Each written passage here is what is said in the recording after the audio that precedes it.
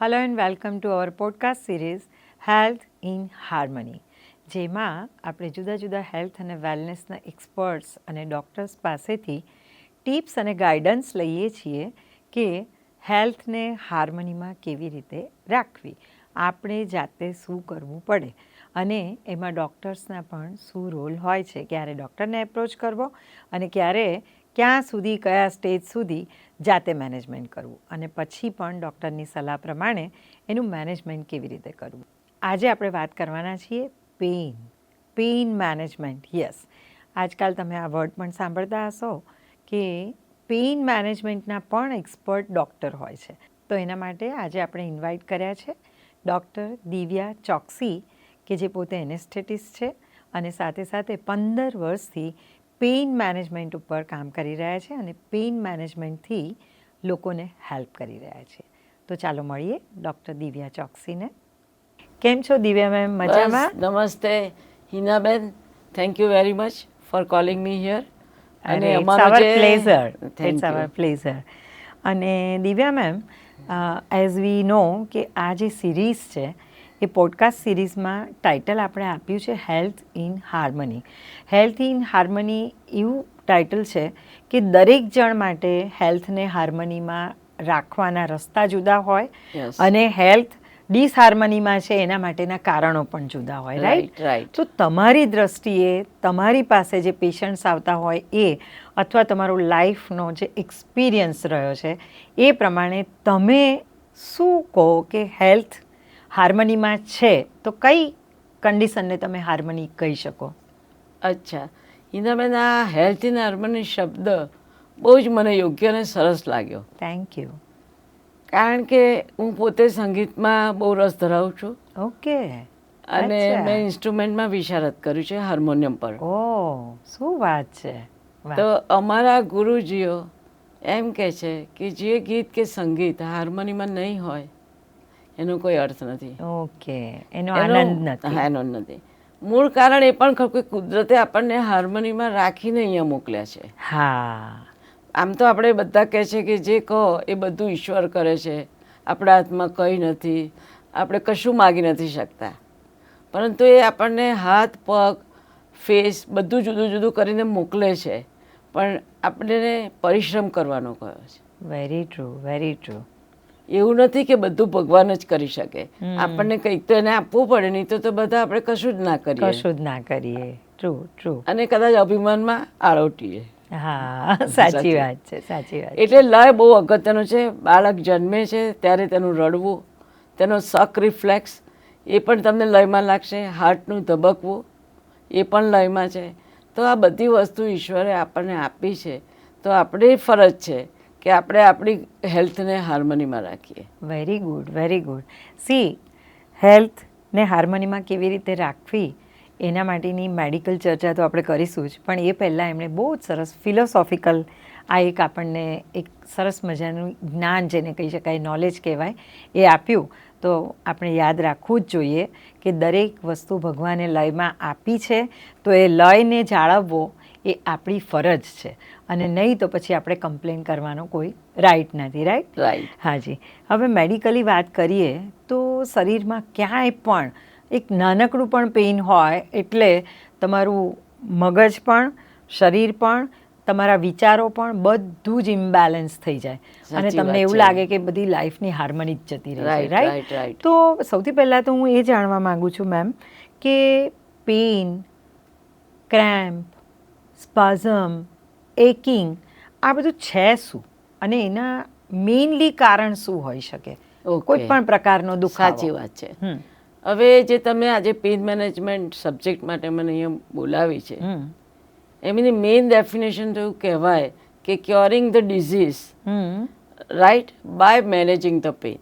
Okay, okay, okay. Right, right, right. Because જ્યારે અમે લોકો ડૉક્ટર થઈએ છીએ, મારી પ્રેક્ટિસને 40 યર્સ થયા મેમ. શું વાત છે. અને હું મારા બધા સાહેબોને પણ પ્રણામ કરું છું એના માટે કે જે અમને ખૂબ સરસ રીતે શીખવાડ્યું છે. હવે એમાં એક વસ્તુ એવી છે કે ફર્સ્ટ MBBSમાં અમને એનેટોમી શીખવાડવામાં આવે છે. એનેટોમી એટલે બોડીમાં કઈ વસ્તુ ક્યાં છે, ઓર્ગન્સ. અને બીજું છે સબ્જેક્ટ ફિઝિયોલોજી. યસ. ઓકે. હવે સેકન્ડ યરથી જ અમને એબનોર્મલ વસ્તુ શીખવાડવામાં આવે છે. Okay okay. કદાચ એ વસ્તુમાં મેડિકલ સાયન્સ લેકિંગ છે કે જે અમને રિસ્ટોરેશન ઓફ બોડી શીખવાડી નથી શક્યા. એટલે આ સબ્જેક્ટ પાછળથી આવ્યો છે. અને અત્યારે આપણે સાંભળીએ છીએ કે ઓલ્ટરનેટિવ મેડિસિનમાં મન તંદુરસ્ત રાખ, એ તો આપણા ધર્મમાં કહેતા જ હતા બધા કે માનસિક તમારું શાંત હોય તો બધું એની સાથે રિલેટેડ છે, પણ એટલું પણ પોસિબલ નથી કરવું. એટલે સેકન્ડ MBBS થી અમને એબનોર્મલ શીખવાડ્યું, અમે રોગો શોધ્યા, એના લક્ષણો શોધ્યા, પણ મૂળ કારણ સુધી ઘણી વખત નથી પહોંચી શકાતું. રાઈટ. પણ આ પેઇન જે છે, પેઇન મેનેજમેન્ટ તમે જે કરી રહ્યા છો, તો પેઇન સાનું છે, એક્યુટ છે કે ક્રોનિક છે, એના ઉપર એનું મેનેજમેન્ટ બદલાય છે? યસ. ઓકે. એક્યુટ પેઇન છે ને, એમાં તો તમને મેડિકલ હેલ્પ જોઈશે જ. જોઈએ જ. હવે એક્યુટ પેઇન કોને કહે છે કે ન્યુરાલ્જિયા, માયલ્જિયા, બ્રેઇન સર્જરી, બ્રેઇન ટ્યુમર્સ પછી જે પેઇન થાય છે હાથને પગમાં, એ તમારે એના વગર નથી જવાના. Right right right. બીજું કે ડિલિવરીનું પેઇન છે, ફ્રેક્ચર્સના પેઇન છે. પણ પહેલાના સમયમાં ફ્રેક્ચર્સ, લેબર, એ બધું એક્યુટ પેઇનમાં જ થતું હતું. પેશન્ટો બૂમો પાડી પાડીને થાકી જતા હતા. આજની તારીખે લેબર પેઇનના જે મેઇન નર્વ્સ છે એને નમ કરવામાં આવે છે. એને પેનલેસ લેબર એ વર્ડ અત્યારે છે સોસાયટીમાં. ઓકે. એવી જ રીતે આપણે ઓર્થોપેડિકનું કામ કરીએ છીએ અમે, તો હું જે પણ ફ્રેક્ચર્સના પેશન્ટ હોય છે એની જે મેઇન હોય છે, મેઇન ન હોય છે, એને હું નમ કરી શકું છું. એટલે પ્રી ઓપરેટિવ અને પોસ્ટ ઓપરેટિવ પેશન્ટ દર્દી બધા દુખાવા વગર ચાલ્યા જાય છે. Oh, very good. That is also a part of pain management. Right. Usually તમારી પાસે બોડીના કયા પાર્ટના પેઇનના પેશન્ટ વધારે આવે છે? હવે આપે જેમ કહ્યું કે ક્રોનિક પેઇન મેનેજમેન્ટ, બે મેં તમને કહ્યા, એક્યુટ પેઇન અને ક્રોનિક પેઇન. ક્રોનિક પેઇનમાં બે જાતના એ લોકોએ ક્લાસિફાઈડ કરી છે, બોની પેઇન અને કેન્સર પેઇન. ઓકે. હવે કેન્સરના પેઇન, કેન્સર કેમ બધાને ખબર તો છે જ કે there is a death ahead us. હા, પણ કેન્સરમાં કેવું ધસકો પડે છે? કેમ કે એ પેઇનફુલ ડેથ છે. એટલે પેઇનને આપણે એવી રીતે કહી શકીએ suffering. Suffering and pain is also difference. Yes. Pain તમે એકલા જ સહન કરો છો, જ્યારે સફરિંગ છે એ આજુબાજુ વાળાને પણ ચોંકાવી દે છે. જેને અમે સફરિંગ કહીએ છીએ આપણે એ. એટલે કેન્સર પેઇન માટે પણ ઘણું આવી ગયું છે. અત્યારે હું તમને બોની પેઇન વિશે કહીશ, કારણ કે આપણી પાસે 70-80% બોની પેઇનના પેશન્ટો આવે છે. Okay okay.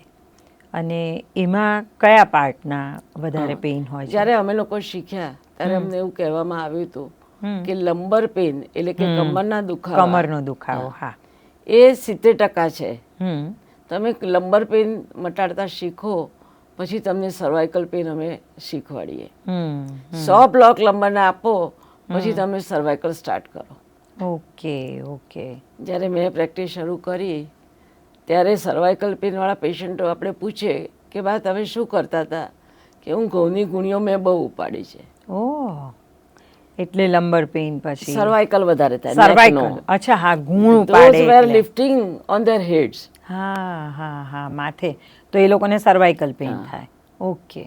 અને લંબર પેઇન કોને વધારે થાય? કમરના પેઇન છે, જે વાંકા વળીને એમના વજનો બહુ ઉચકતા હતા. એ બે જ પ્રકારના પેશન્ટો આવતા હતા, માથે ઉચકનારા અને પાછળ બેકમાં ઉચકનારા. લિફ્ટિંગ અમે પણ એટલું જાણતા કે વેઇટ લિફ્ટિંગ ઇઝ આ કોઝ. હા, સાચી વાત. પણ આજે એના બદલાયો છે. આજે મારી પાસે 50% સર્વાઇકલ કે નેક પેઇનના પેશન્ટ આવે છે અને 50% લંબરના પેઇન આવે છે because of mobiles, computers. Right. એટલે તમારે જે નીચા નમીને, એટલે એના માટે તમારે હાર્મની માટે સમજવું પડે. તો એને તમે શું એડવાઇસ કરો? હું એ જ કહું છું, કારણ કે હાર્મની હું એક વસ્તુ તો એ કહું છું કે ઇન્જેક્શન તમે આંખથી જે જુઓ છો, કાનથી સાંભળો છો અને ખાઓ છો, ન્યુટ્રિશન, એ બધાને જો હાર્મનીમાં રાખી શકો તો કદાચ તમારે ડૉક્ટરના પગથિયા ના પાડવા પડે. Right right right. પણ એ એટલું ઇઝી પણ નથી, કારણ કે બધું આપણા હાથમાં નથી હોતું. જે પ્રમાણે યુગ આવે એ પ્રમાણે કાર્ય કરવા પડે છે ને એની ટ્રીટમેન્ટ થયા કરે છે વર્ષોથી. રાઈટ. તો તમે જે આ મેડિકલ ટ્રીટમેન્ટ કરો એની સાથે સાથે બીજી હોલિસ્ટિક વેમાં અથવા તો નોન ઇન્વેઝિવ કે એવી કોઈ થેરાપી પણ ઉપયોગ કરો છો? હું કરું છું, બંને કરું છું. હાજી. સપોઝ આપણે સર્વાઇકલ પેનની વાત કરીએ છીએ, આજે ઘણું છે સોસાયટીમાં. હાજી. અને એને નેક પેન વત્તા ટ્રેપેઝાઇટિસ બધા જ પેશન્ટ આવશે, બેન અહીંથી સળંગ નીચે દુખે છે, ખભા દુખે છે. તો એમાં અમે એક તો પહેલા MRI, પહેલું જે પેન છે આપણે તાવનું એનું બધું છે એ 3 મહિના ચાલતું હોય છે. એ પછી પેશન્ટો પહેલા આજુબાજુના જનરલ પ્રેક્ટિશનર, હાર્ડવેર, આ તે બધે એ લોકો જાય જ છે ને જવું જ જોઈએ. દરેકમાં સુપર કંઈક આપણે સીધા તો ના જાય.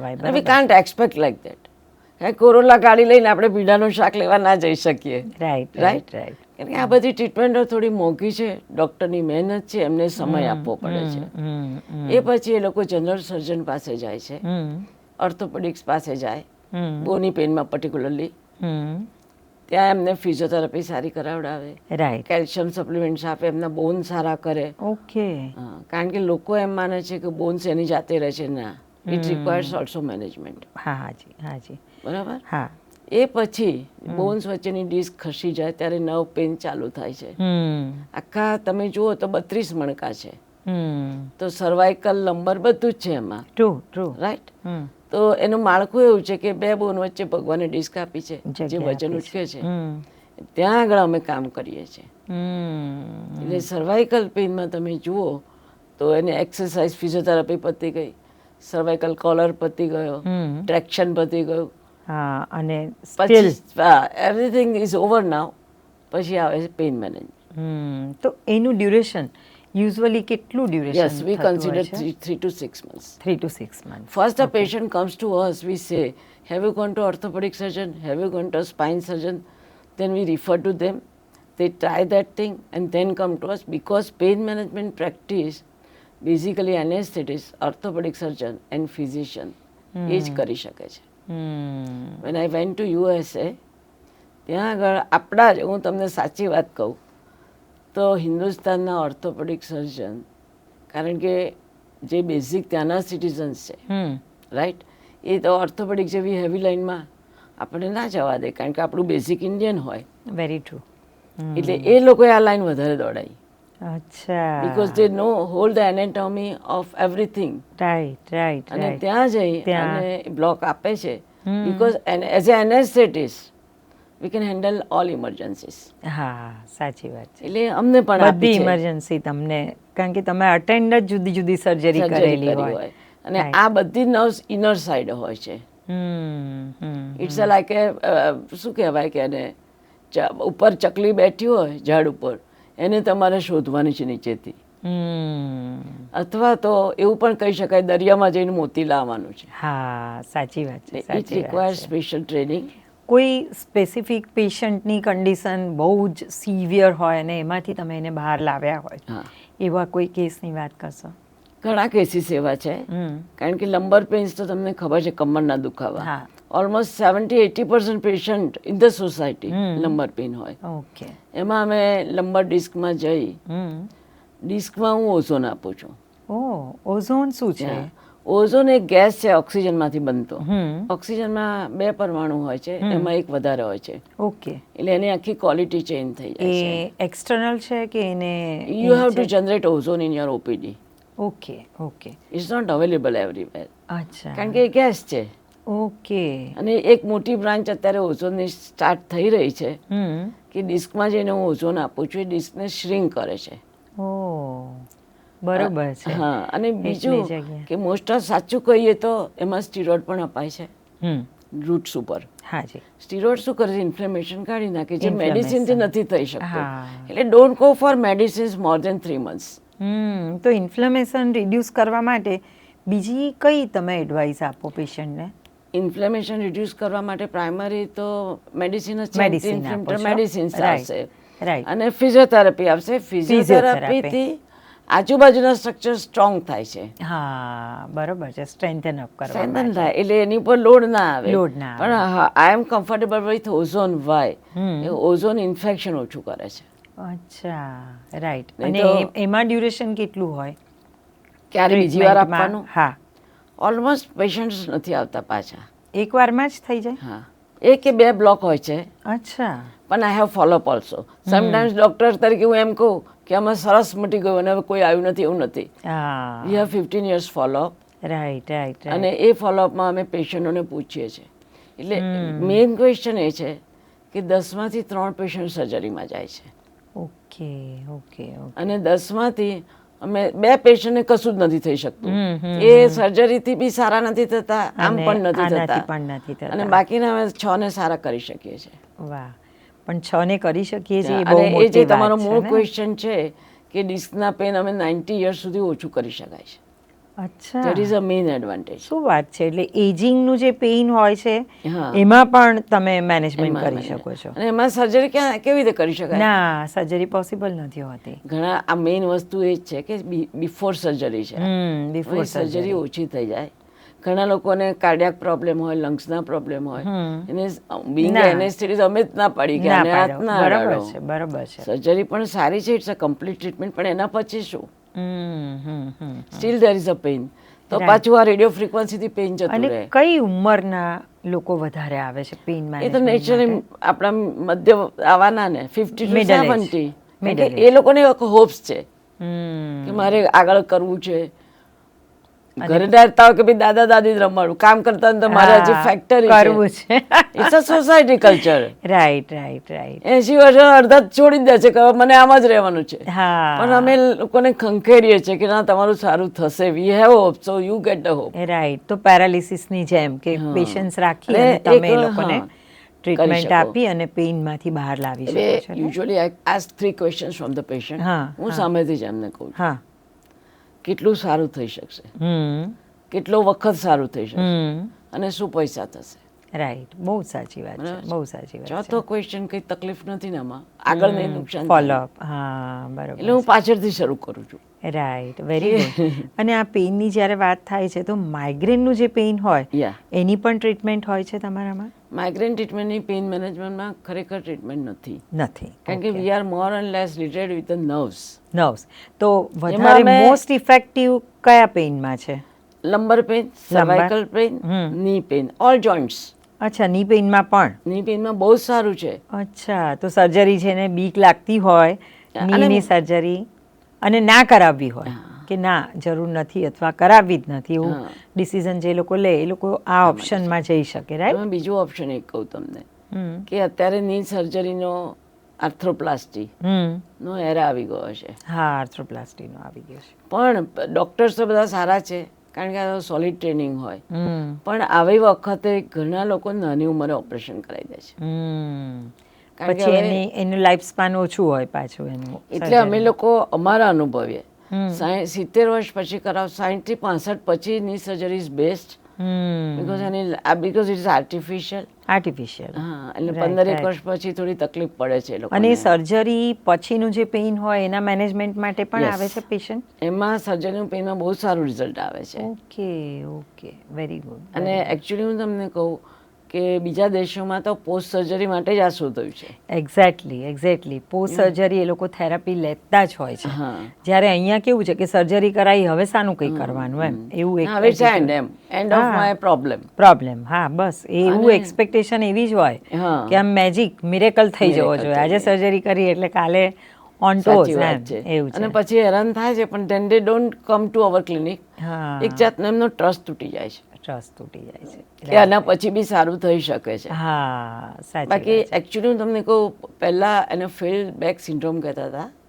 અમેરિકામાં હું શીખી, એટલી મહેનત છે ત્યાં, 50-60% લોકોને કમર દુખે છે, એટલે પછી સર્જરી કરાવે. વેધરના લીધે સર્જરી, વેધર છે, હેવી વર્ક, એટલે તો આપણે તો મને લાગે એ લોકો આગળ કશું નથી કરી શકતા. ના, કંઈ નથી કરતા, બરોબર, સાચી વાત છે. એટલે કમરની ઓપરેશનો થવા માંડ્યા, નીના થવા માંડ્યા.